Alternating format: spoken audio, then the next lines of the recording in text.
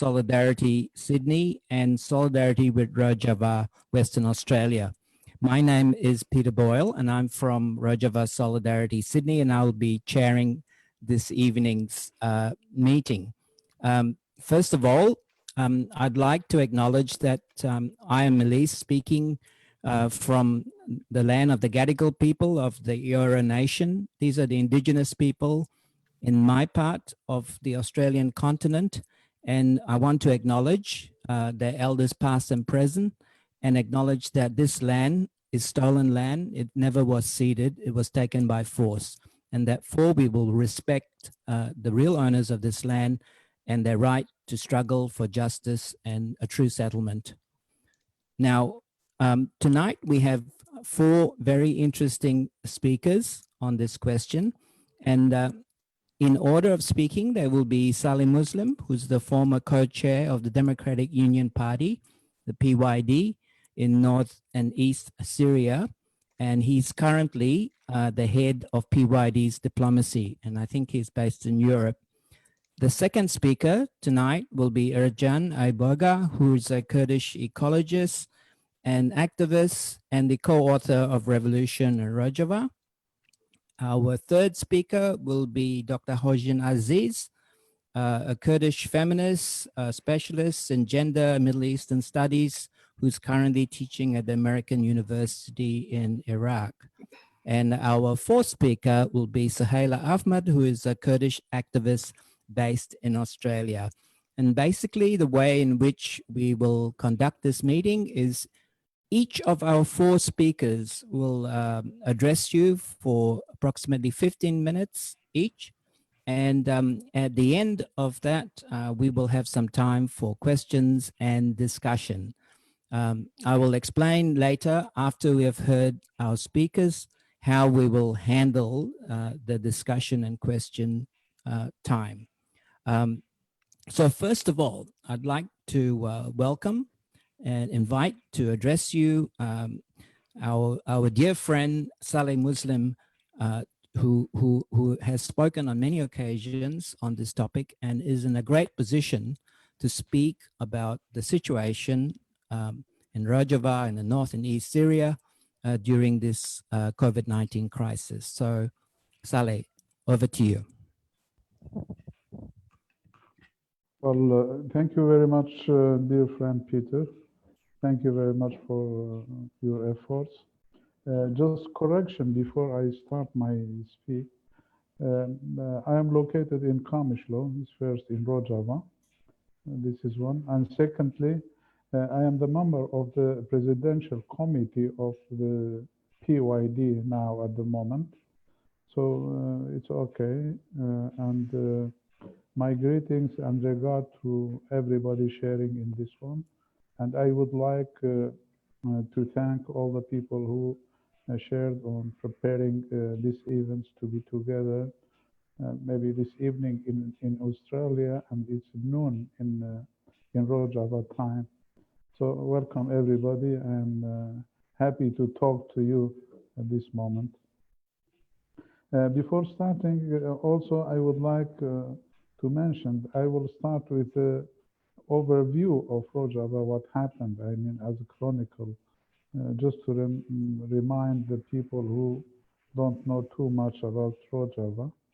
Well, Rojava is a part of north of Syria, and we are talking now about north and east of Syria, which including the Arabs, Syriac, and the Kurdish people mainly. If we say Rojava, it means the Kurdish areas mostly, which is extend from the eastern of Syria to western of Syria, I mean from Derik to Afrin. So just to be clear, we were in struggle before the Syrian crisis. We were struggling against the regime, Syrian regime, which is despotic and dictatorial regime, since 2004 at least, I mean, because of maybe some of you have heard about the Kamishlo uprising, which was many people, they were martyred, and we kept struggling against this regime till the Syrian crisis began at 2011. Beginning with the crisis, it was a kind of revolution against the regime and the regime's doing. Of course, we are part of Syria and we are Syrians, so we have to share in this uprising against the regime too. But from the beginning, we found what's going on in Syria. It was a struggle for the power sharing, I mean, to govern in Syria, not for the revolution, for modifying, for democracy, for so. So we kept in the third way, which is to organize yourself, to organize your people, to be ready for what's going to happen. And we done it successfully.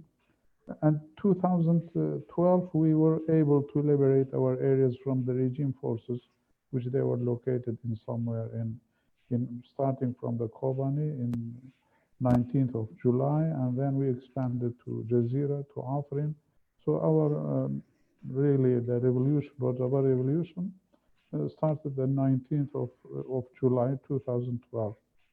And since then, when we liberated, we were facing another phase of the struggle, which we were face to face by these extremists supported by Turkey. Many factions of those jihadist groups, Muslim Brotherhoods and their facilities. So they started to attack in our areas. Because we have organized our people a little bit, including the YPG and YPJ, so we were defending ourselves. And then when we succeeded to eliminate them, I mean, from our areas and their attacks, stop their attacks, we were face to face with Daesh this time, ISIS, which came, all of them, they were supported by Turkey. I mean, even the other fractions and then the ISIS also. So we started to struggle against Daesh since 2014. By the end, I mean the second middle of 2013. And before that, in 2013, we announced the democratic self-administration, which included the Kurdish people, the Syrians, the Arabs living in our areas, and they were sharing about what's going on. So we were, at 2014, we started to fight against Daesh, ISIS. And then when ISIS started to defeat Turkey, maybe they were hesitating because maybe their plans wasn't successful. They started to be involved themselves directly. When we started to fight Daesh in Raqqa, also they started to occupy the places which is north of Syria, Jarablus, Al-Bab, and those areas, Shahba area, Azaz. So they just occupied it directly.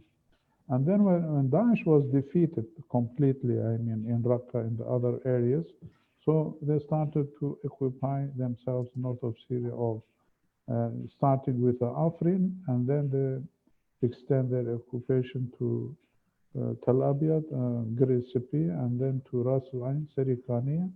And now we are still, I mean, in this fight doing.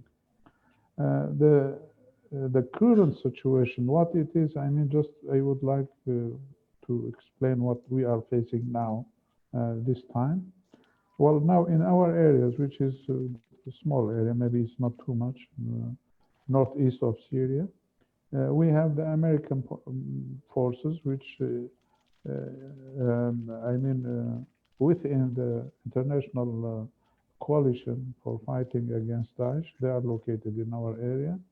We have Russians also, our Russian army and Russian police forces.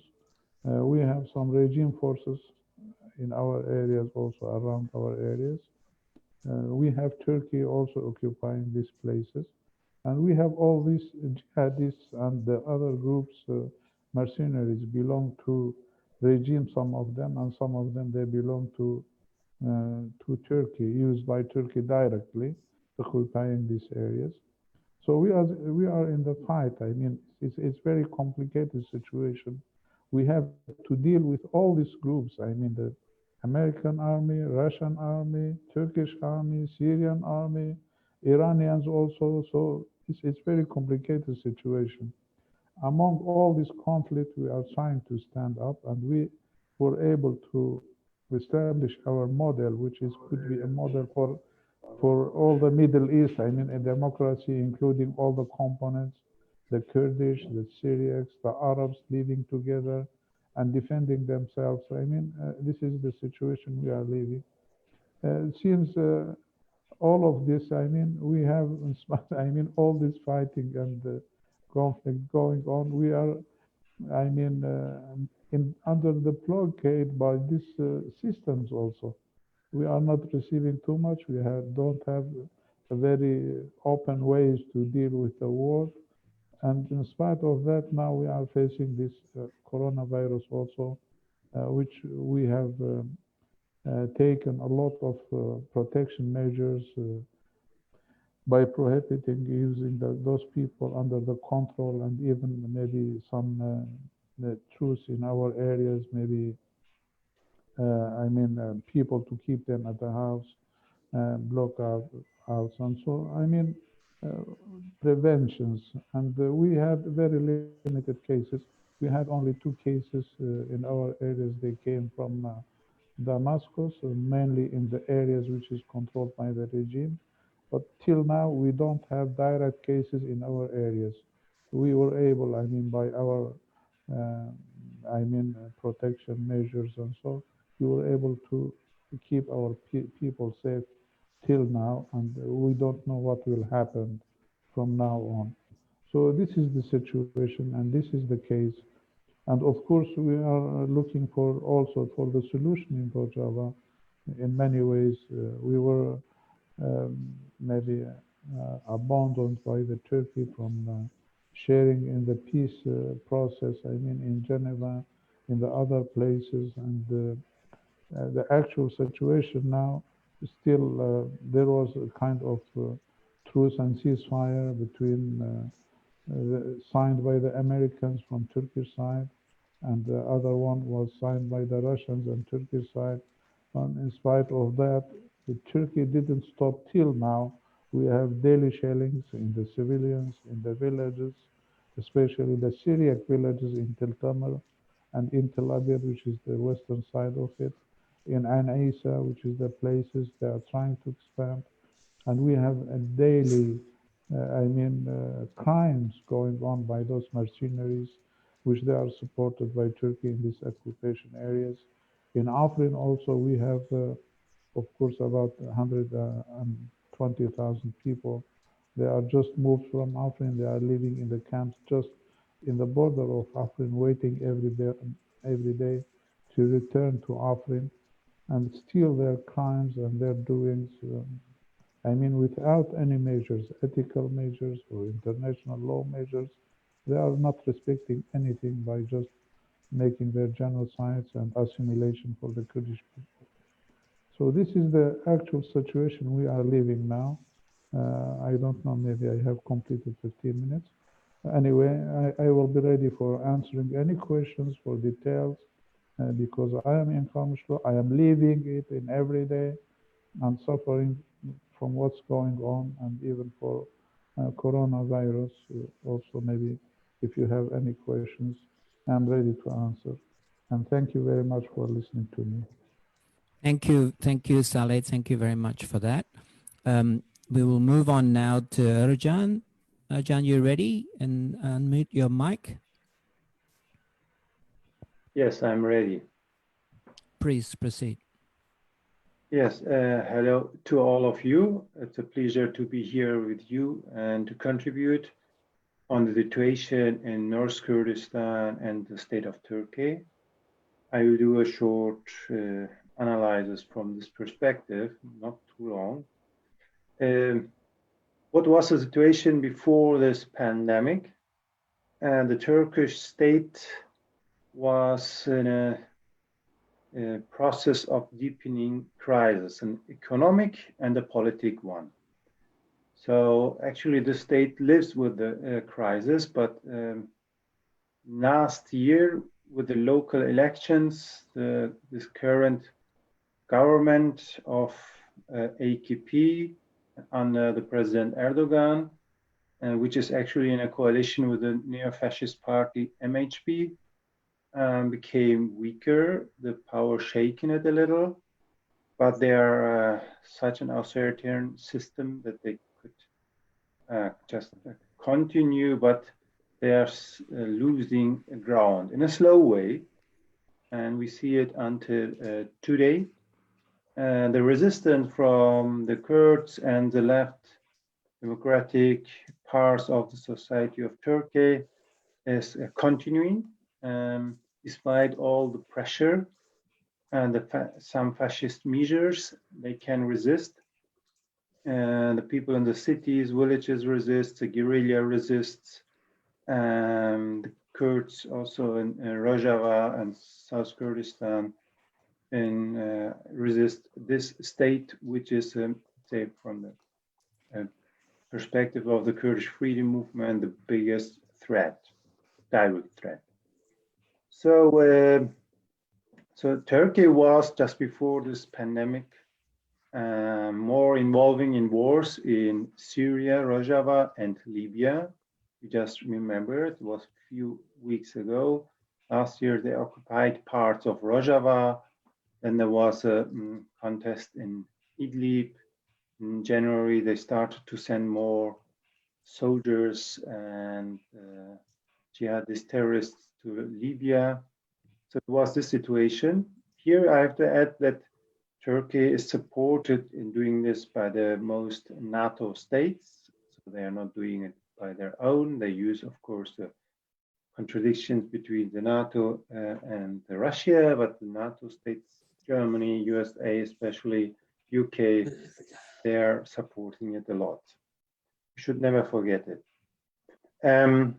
Yes, so with the pandemic, we had some changings, conditions, situations, new developments. So until the beginning of March, the government of Turkey was actually denying any serious virus or a critical situation. But around March 10, they started to change very fast. Suddenly they said, yes, we are now in a new situation. They started to publish everyday figures about the cases and deaths, and many decisions followed. It was in a short time a big change.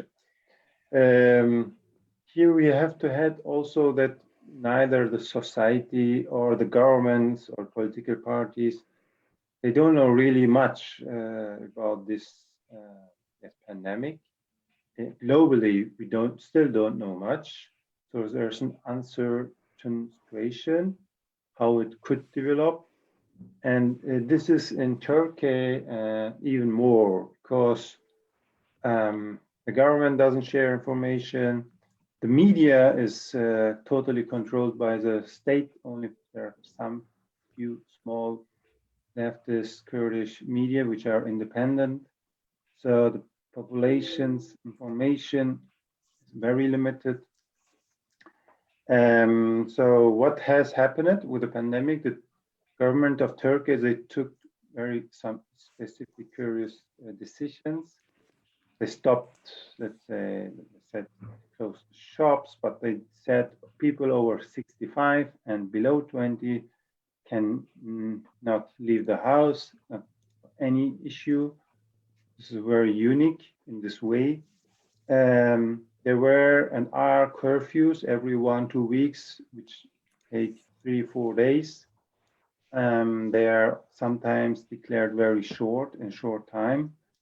There are some compensation money by the government, but only for big or middle scale companies, not for the workers. The workers have to continue to work, as it's in the most cases around the world. The most cases of coronavirus happen in Istanbul and the big cities. The big cities are mostly affected. Yes, 1/3 of the cases are in Istanbul. So when we look to the approach of the Turkish government, what we see first, they use this new situation to oppress more the political opposition. Here, of course, the Kurds and their allies, the democratic allies, hundreds of people have been arrested in the last 2 months. Never stopped the arrestations. I mean, considering that there's such a risk by this virus, this is of course unacceptable. The Turkish states occupied more HDP-ruled municipalities, especially the one in the city of Batman. Actually, they started with this last October to occupy by force the municipalities which are won by the HDP. They continue with this. Then the new decisions in the parliament or by the government have been taken without any or limited decision. Actually, they take the decisions, but some decisions have been even taken faster in all the aspects of society. The Turkish state continued or initiated in spring military operations against the Kurdish guerrilla in the mountains of North Kurdistan and South Kurdistan.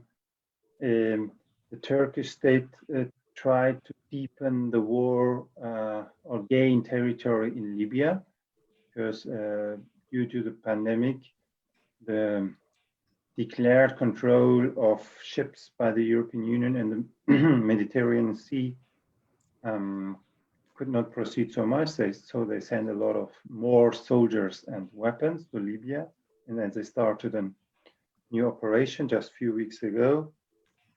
So when we look to more concrete to Bakur, the North Kurdistan, we see that the measures taken by the government, they are not so much for the population of Bakur, North Kurdistan. For example, all the masks, they are not much sent to North Kurdistan. The health measures, they are very limited in North Kurdistan. And so I spoke to many people in North Kurdistan, and they say sometimes the state is happy if the cases here increase. Sometimes they are very oppressive in the streets, but sometimes they don't care so much. The friends from different cities of North Kurdistan say that many people, especially older people, have died in the last weeks, and officially not because of coronavirus. So they say the number of people who have lost their life is much, much higher than what has been declared. In general, there's in Turkey not a big trust in the figures which the government give. In the last days, the cases, official cases in the city or province of Van has increased. One is at the border to the Iranian state, and in Iran, the virus spread very early, already in February, and the Turkish government closed the border very late, just in the middle of March. So when there was already a lot of passing from Iran. So yes, the bombing of mountains in North Kurdistan continues, as said. Of the mountains in South Kurdistan, they continue. The resistance of the guerrilla is also present, and they don't accept operations and make counterattacks. There are some different forms of resistance in the big cities of Turkey by the Democratic Revolutionary Forces against people participating in the war machine of the Turkish state. Let's look, if you look more broader, from a broader perspective, we see that the Turkish state wants to use this pandemic situation for its own interest, for a renewal, for re-strengthening,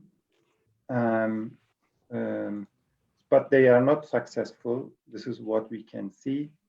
The government this coalition has even some conflicts. 2-3 weeks ago, the Minister for Interior, Süleyman Soylu, said, I will leave my position, but then the government or Erdogan intervened, said no. but this is not a personal issue. It is a issue of there's a conflict of the ruling powers. This is what we understand. This is between the powers of AKP and the other fascist forces in Turkey. Important to know what we have in Turkey. It's not only AKP. The AKP has lost the majority for many years, but the power, government or ruling situation of AKP and MHP and other fascist forces in the states. We face Turkey and Kurdistan globally kind of gap, a chaos gap. This is what we say, many friends, activists say, a chaos gap.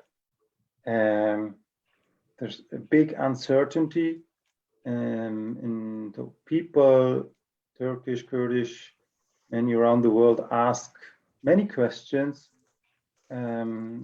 which deepen it with this pandemic situation. So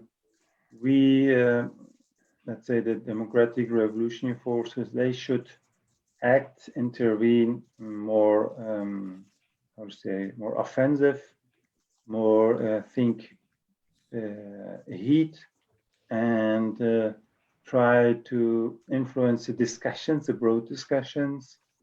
The people are open now for new ideas. It's an opportunity to attach more people than before. This is what I would like to say at this moment. Thank you.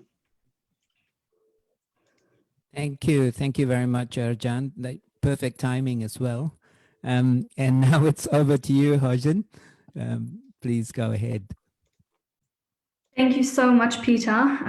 Hello to everybody, to Havals and comrades who are joining us across the world. It's lovely to see some familiar and old faces again.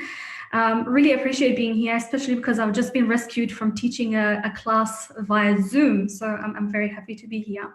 So I will try to discuss the current situation in relation to the quarantine and the response of the Kurdistan regional government towards the COVID-19 pandemic here. I'm going to try to give you some figures and numbers and highlight some of the positive responses of the KRG here, do a little bit of a comparison and contrast with the Iraqi federal government in Baghdad.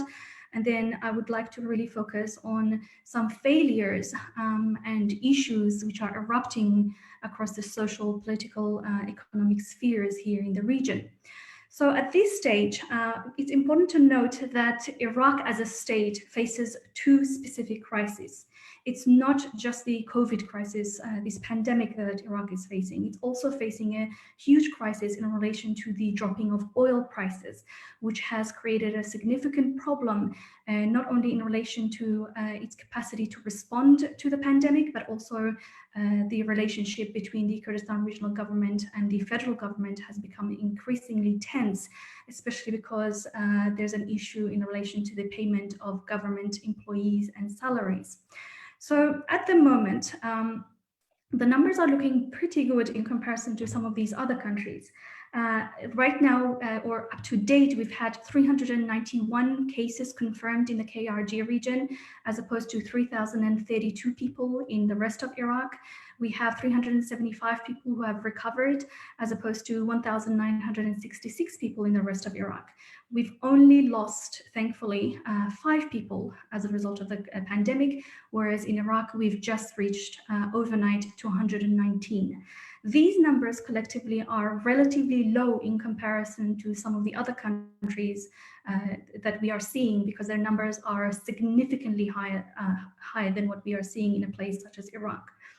Now, there have been a number of really positive responses from the KRG region that started to implement its quarantine policy soon after countries such as Turkey started to close down their borders, when it became very clear that Iran was experiencing a very high rate of the pandemic.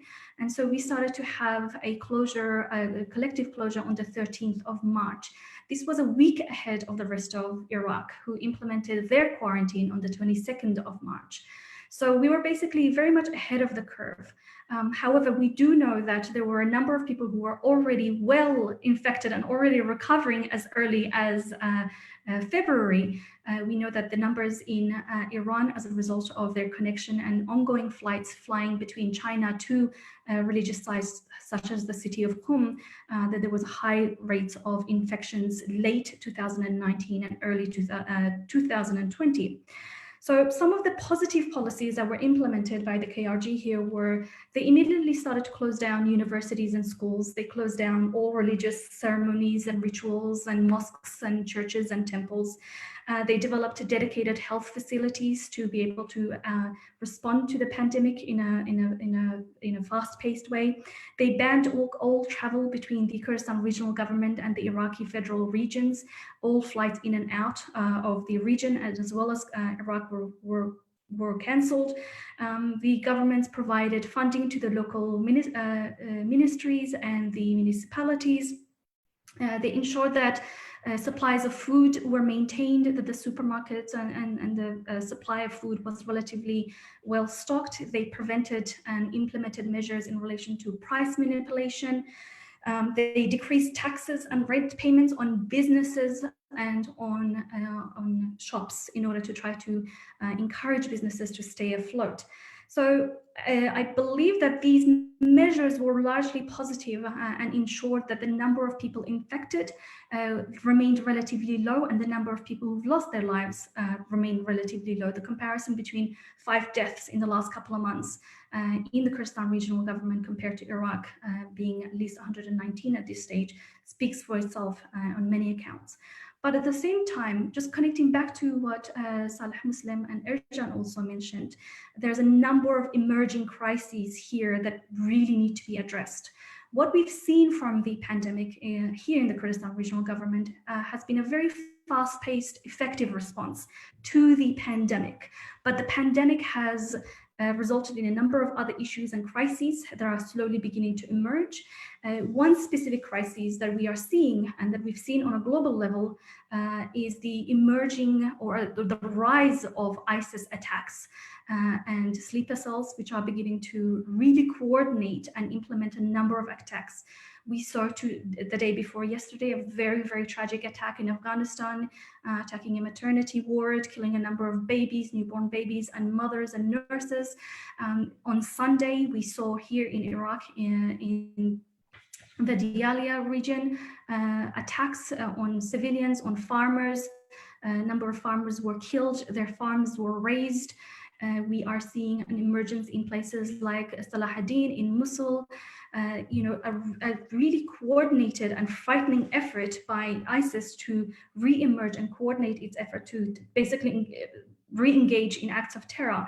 In places such as Mosul, we are seeing ISIS sleeper cells engage in extortion. There are a number of businesses which are being extorted. We have numbers as high as 100,000 American dollars being extorted from businesses every single day in a place like Mosul. So the quarantine has really allowed some of these sleeper cells, some of these terrorist organizations to emerge. At the same time, the quarantine and its effective implementation allowed the federal government in Iraq to silence and prevent the ongoing efforts by large numbers of youth in places such as Baghdad to demand change, to demand an end to government corruption, to demand for better services, an end to unemployment, an end to interference from foreign countries and hegemonic powers in Iraq. Here in the Kurdistan regional government, there have been a number of protests. We've seen in places such as even in America, in some of these more extreme neoliberal capitalist societies, where stimulus packages have been provided. In America, $1,200 stimulus packages have been provided, and there are efforts to try to implement $2,000 per month for a period of about 6 months to those who are earning below $12,000 per annum. Here in the Middle East, but generally in Iraq, there have been no such efforts. We are currently in the middle of May, and government employees, which constitute about 60% of employed people in Iraq, have only been paid one salary. Okay, and this single salary payment was for the period of, I think, October or December 2019. So yesterday here in the employees of the Education Ministry were actually out protesting on the streets. Our quarantine has actually ended here in the Kurdistan Regional Government. It ended earlier this week. The week here starts on a Sunday. So we ended our quarantine. Even before this, the week before, we had a number of other government employees protesting on the streets, demanding payments, highlighting their discontent and the fact that while the quarantine has been effective, it has only acted as a band-aid for many social and political solutions that both governments have completely failed to address. So the fact that there's a large number of people who have been sitting in quarantine for a period of at least 2.5 months without any sort of a payment, without any sort of a stimulus package, without any sort of a cash payment, has made this situation extremely difficult for many, many people. The rates of unemployment have increased exponentially. The disparity in relation to poverty has increased. We are seeing high rates of domestic violence, conflict and issues, not just domestic violence, sorry, towards women, but also we've seen 13% rise in domestic violence towards men.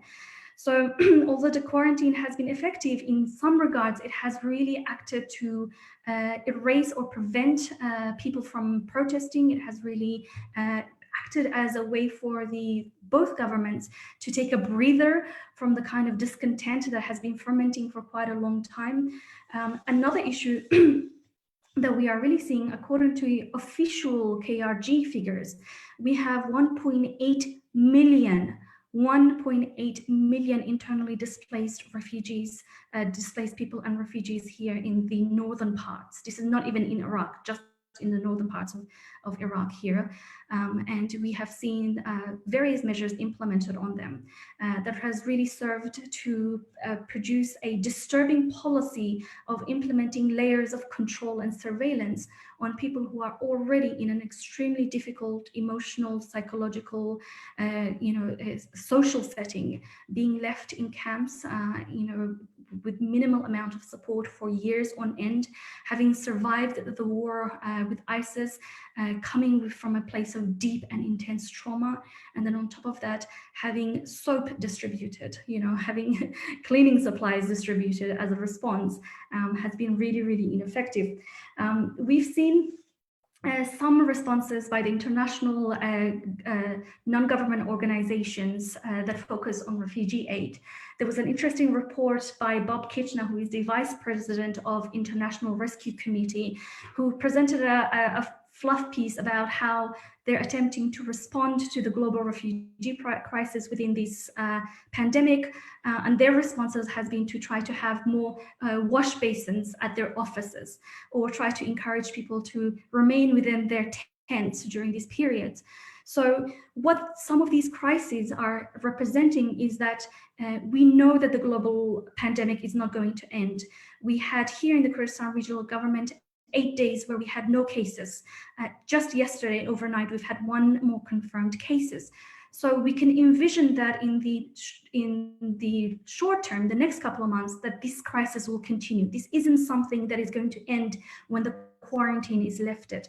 It is essential for governments and also for society to produce measures and responses that can address this ongoing problem. For example, if we go back to this concept of protest, both in Iraq, in Baghdad, and here in the Kurdistan Regional Government, this quarantine and the enforcement of quarantine measures and forcing people to stay home can be used as an excuse to try to silence people and prevent them from actually going out and engaging in their civic, basically demanding change and progress. Generally, what we've seen in the Kurdistan Regional Government in comparison to places like Bakur of Kurdistan and Rojava and Rojava, of course, is that the system tends to be a lot more neoliberal and very much pro-capitalist in response to the other parts of Kurdistan. There's a lack of collective mobilization of people. There's a lack of a driving ideology. I mean, in Bakur and in Rojava, we have this concept of democratic confederalism, this idea of gender liberation, this idea of ecological sustainability that underpins the way that people respond to all kinds of crises, whether it's the invasion by Turkish forces, whether it's the constant attacks by ISIS. Here, there's a lack of a driving ideology. We haven't seen any sort of a concerted effort by left. In fact, I would go so far as to say that there is no leftist groups and organizations that are functioning aside from what we are seeing from the different factions of the Kurdish liberation movement that operate within Baku and within Rojava. There's really no effort to respond to some of these measures that are being implemented by the KRG government, and to see that there are extremely problematic elements that could emerge as a response. And so it is very, very important that efforts are made towards collective mobilization, that responses are produced. Instead, society has really responded in a very passive way. It has seen that the quarantine measures have been relatively effective. And although most of the people were sitting at home and relatively struggling economically and financially, they generally believe that these quarantine measures were there for their benefit.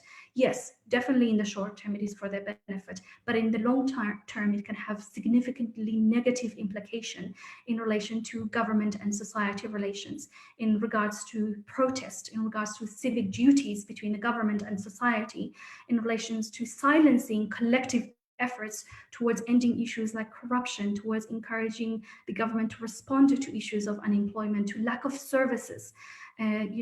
Not only have the communities here responded and continue to operate during an extremely difficult global pandemic without any sort of a financial support from their governments, but they've also had to deal with limited water, limited electricity, limited healthcare services, a number and range of issues that have made the situation for people like the Kurds across the different parts of Kurdistan far more difficult than in comparison to some other places.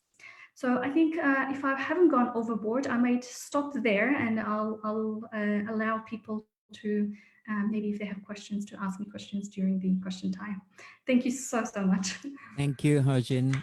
Thank you. And now over to you, Suheyla, and then we will open up for discussion. It looks to me that we might have lost Salih Muslim, but maybe he'll come back on later. He's there. I can see him. He's there? He's there. Oh, good. Yeah. Okay. Okay, over to you, Suheyla. Fantastic. Thank you very much, Peter, and welcome to everyone. I'm really grateful for the opportunity tonight, which I can say for Melbourne, Australia, it is night, it's 7:15. I too would like to acknowledge the traditional owners of the land on which I'm joining you on from tonight, and pay my respects to elders past, present and emerging, and really highlight that we are very fortunate as Kurds and Kurdish community that live in Australia to be in a country where we've been absolutely supported by a government that has been significantly responsive and supportive of its people and its citizens, and is definitely setting a really good example of how to support citizens and people during a pandemic and a crisis like what we're experiencing at the moment. It's a fantastic forum, and it was lovely to hear from everyone across the other parts of our country, Kurdistan. And I guess me being away from Rojava for such a long time, and the fact that there is very limited communication in and out with that particular part of our country, there is so much unknown about what is happening around the COVID-19 and this pandemic in that part of Kurdistan. Before I go into how that has impacted Rojava and also how the response has been from the Iranian government, but equally from the people of Rojava, I'd like to acknowledge that before the COVID-19 hit Kurdistan, there were already a lot of crises in Iran. There was a lot of political instability, a lot of violent demonstrations in many cities across Iran, and some of the cities in Kurdistan as well. And that was obviously a kind of continuous effort from people in that country that are crying out for freedom and for support. And there's been a lot of crises in that country around the economy, not just from the political perspective. And obviously there are many factors that have obviously created that condition in that country. One of them is the sanctions on Iran, and although it's not the only obviously factor, but it's a very significant factor in creating a very unstable, or let's say fragile state of Iran. And if we just basically narrow it down just to Rojava, because there's so much that you could say about the rest of Iran, but just really narrowing it down to our part of the country, Kurdistan in Rojava, we were already experiencing a lot of disadvantages as a second citizen of that country.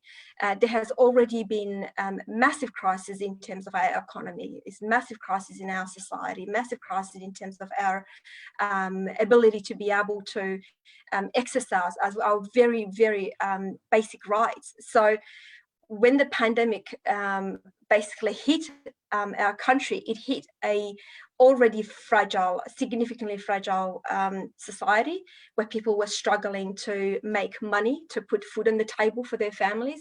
People were struggling to be employed. People were struggling to go into universities and to study, and people struggling to be able to freely speak about what they wish for them and for their families and for their society and for their country. Basically, there was a lot of information coming out of Iran, and which was really interesting hearing it from when I was in Australia, listening to all of these information coming out. I just could not believe how quick the pandemic kind of spread across the country, but how the government really remained quite just focus on really at other issues as opposed to the people and the pandemic. The lack of transparency in Iranian government to date, I think, is very apparent to a lot of us, not just about the COVID-19, but about a range of issues in that country. So when the pandemic hit the country, there was absolute denial from the Iranian government that there are any cases until they realized that obviously the cases are significantly increasing, and the hospitals and the nurses and the doctors and the equipments and resources that they had were almost impossible to respond to the mass crisis that they were experiencing. But obviously information was leaking out into the other countries, and the media was basically filled with a lot of people coming to the social media and pleading to the government and to people and to investors, to people that could actually do anything about the pandemic. They were coming and playing, and because of that, Iran slowly opened up about the numbers and how the pandemic has hit that country. Even though to date, I can guarantee, and I'm sure you would all agree with me, that what we hear and what we see on the government's website or the sources from the government is absolutely incorrect. It does not reflect the correct number of people that are being infected, people that are being recovered, people that are dead, and people that are being impacted, obviously, at any point of level as a result of the pandemic. When the pandemic basically hit our country, there was a lot of social media stories around people coming out and putting efforts together, and I call that a people's movement. We have seen our people and our country throughout years and years of struggle in the history, where we've had numerous movements, and that movement has been the result and outcome of a particular crisis in our country, whether it's been political or social or economic.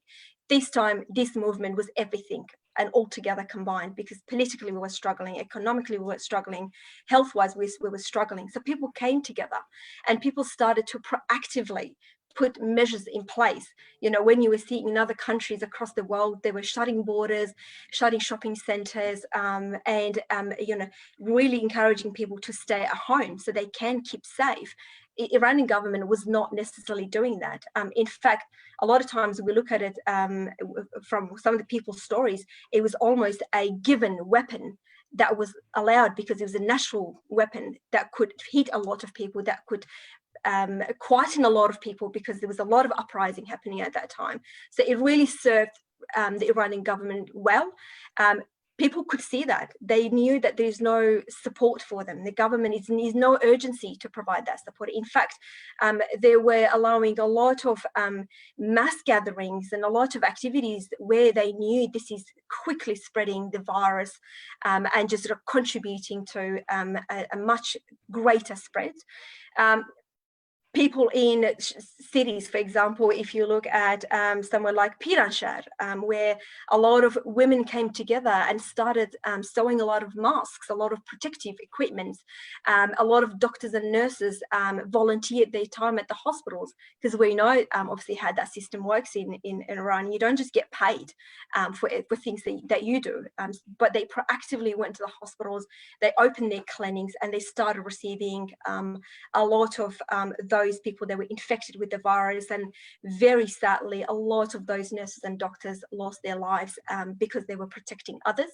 And the reason was because there was a significant lack of personal protection equipment, and a significant amount of cases that were just overwhelmingly going to the hospitals, and the government were just having no measures in place to support those people and those that were responding to them. We saw a lot of private investors that came into the sectors of, like, the health sector and the education sector, and trying to invest some money in providing supports and resources and services to people. Obviously still not enough to respond to the demand of those people. I'm not talking about a lot of cases in Kurdistan. Obviously, when you look at figures and rates, and if you compare it to a lot of other countries and states and cities that have experienced the same crisis, but for a country like ours, in like Rojava in Kurdistan, that should have been a lot less. But because there was no measures in place and government was not proactively supporting the communities to enforce the measures that people were wanting to be enforced, unfortunately cases went up, and it did not have to. It was just unnecessary lives and people that had to unfortunately die or get sick and be impacted. The outcome of a lot of those protective measures by the people obviously was that the unemployment rate went significantly high. People had to close their shops, but obviously there was no money that was coming from the government. Hawzhin spoke about how there were stimulus packages in a lot of countries. I can speak to Australia, where millions of dollars constantly is coming into the community to support each state and territory. In Rojava, there was no packages, there was no relief, there was no support. So people, after a few weeks of closing their shops and closing their businesses, realized that they're almost facing another crisis, and that crisis was that they don't have food on the table for their families.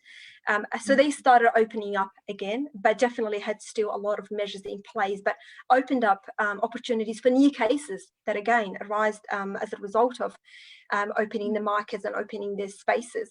One thing that I think I would like to mention, I know that none of the speakers spoke about it, and perhaps there's a lot of sensitivity around it, is that in our country, and perhaps in some other countries they were experiencing the same thing, but our religious leaders, some of them unfortunately played a very significantly negative role in encouraging people to not listen to the government, to not listen to what the media was saying, to completely deny the outbreak, completely deny the existence of that particular virus, and also highly encouraging them to go against any protective measures that was in place, including not to mass gather, and they said no, mosques have to stay open. And also obviously, as we know, our people are they're very committed to their faith, very committed to their religion, so almost it came over and above everything else for them. And unfortunately, again, I can say that we did not have to have a lot of people losing their lives, and that could have been prevented and stopped if our religious leaders in that first instance were on the same page with our politicians, with our health specialists and health advisors. So just one point that I thought I'd really like to mention here, that was a significant disadvantage to people, and people were quite confused about that. And in terms of, I would say, government response in Iran, just one thing that I'd really like to highlight is that a lot of the roads that were closed between the cities were forcibly opened again. Unfortunately, there was a lot of travel in between the cities that were actually had to be shut down and not to have any people, incoming and outcoming.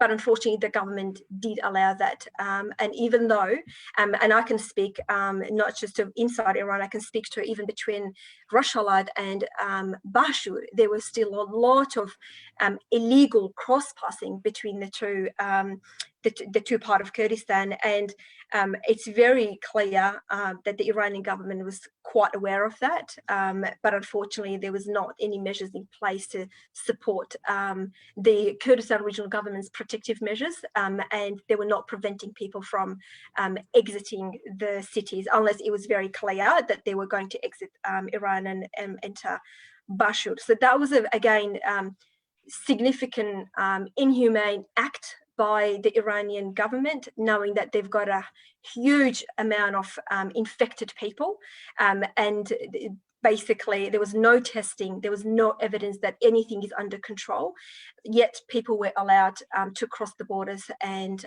contribute to the infection in the other parts of Kurdistan. Some of the challenges that a lot of people have spoken about when I have connected with them has been around their uncertainty, because there's so much uncertainty in that country. There's so much uncertainty in the other parts of our country.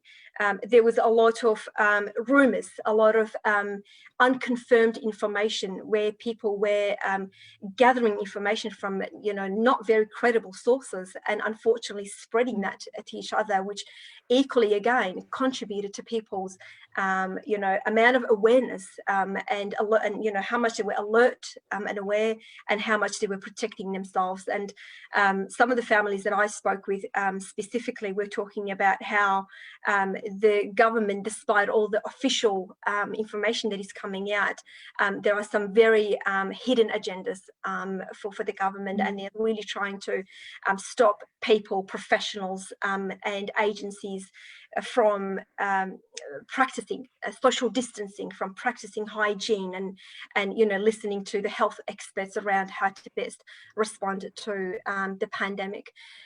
One of the other things that even though we were not experiencing that directly, but the situation in our other parts of Kurdistan, where we're looking at Rojava and Bakur, and I think for our people, when I was speaking to them, they were still acknowledging how difficult it is for them to understand that their brothers and sisters in the other parts of the country are struggling not less than them, obviously, and also how they're feeling absolutely hopeless and useless in that situation, how they can't support each other, where they should have been together as a nation. They could have faced that and support each other, but now they're being governed by 4 different governments, where every government has got its own hidden agendas, and every government is driving its own politics, and none of those politics and agendas were focused on the best interests of the Kurdish people, and it would never ever be on the best interests of the Kurdish people. We all know that.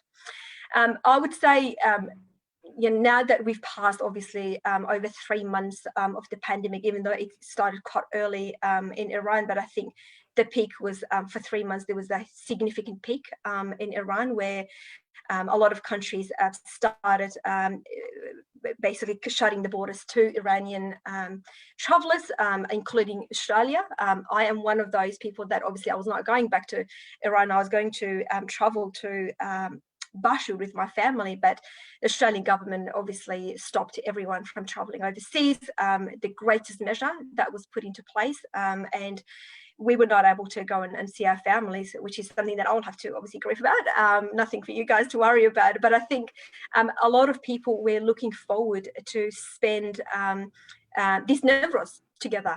There was a lot of anticipation and a lot of expectation and a lot of excitement in people, saying that we've passed significant crisis, where Turkey has invaded and has killed and has made, the fascist acts that we saw in Rojava and some part of Bakur and Bashur were just significant for those people. And I think people were looking for a bit of a healing moment, and that healing moment and that healing event was going to be Navroz. And unfortunately, the pandemic stopped that from happening, which again, a lot of people were really disappointed, even though they understood the impact and the significant this or the I would say seriousness of the pandemic, but they were absolutely disheartened by the experience, knowing that they won't be able to reconcile and heal from the trauma and the pain that everyone experienced across the other states and cities in our Kurdistan. If I can give you some stats, obviously, as I said, they're really not accurate stats. These are some stats that Iran officially has pumped out into the media. Just in Kurdistan province, for example, they're talking about 300 deaths, and it definitely is a lot more than 300 deaths, unfortunately, in Kurdistan. And when we talk about Kurdistan, I just want to make one point.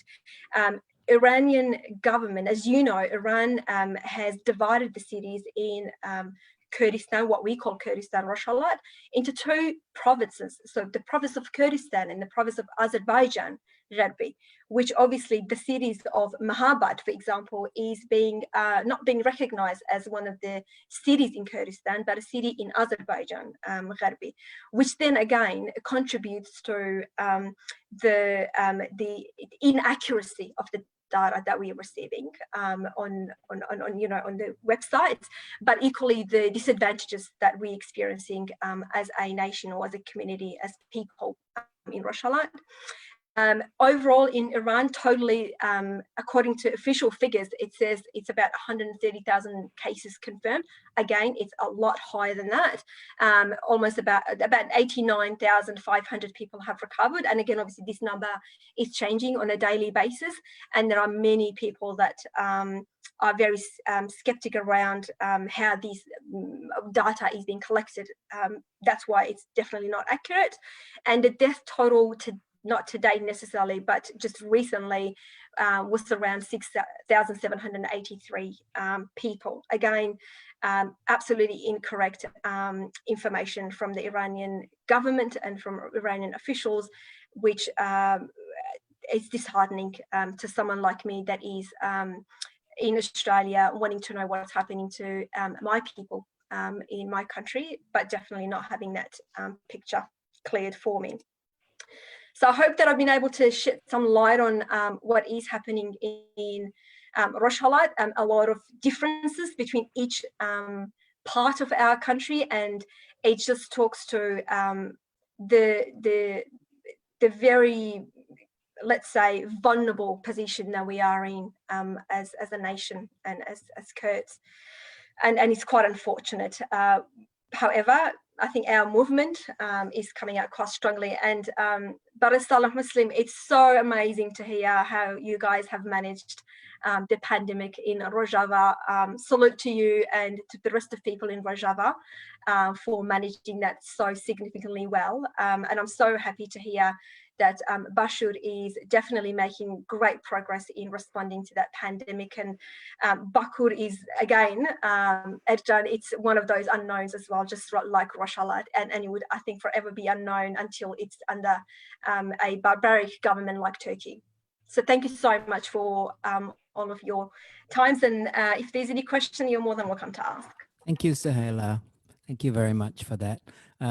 We are so lucky to have actually been able to get a perspective from the four corners of Kurdistan. Now we're moving into our discussion section, and the way we conduct this, if everybody can see the chat box, if you would like to ask a question or make a comment, could you please type in your name into the chat box, and then I will call you out one of in order of putting your name down. So just, if you can, find the chat box and type it in, and then we will allow maybe one or two questions first, and then go back to our panelists to have their responses.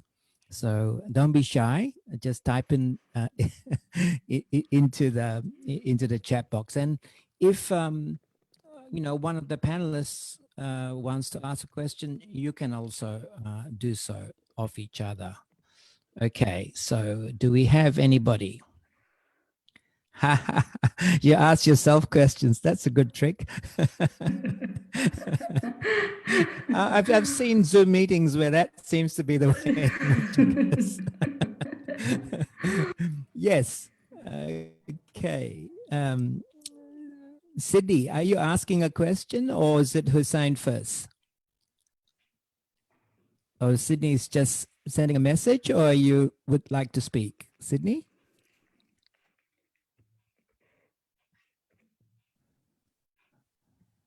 Can you unmute and let me know? Yes. Do you want to say something, Sydney? Yes. Yes, please go ahead first. Okay, so we touched on solidarity, and I'm just interested if any of the speakers knows about the newly formed progressive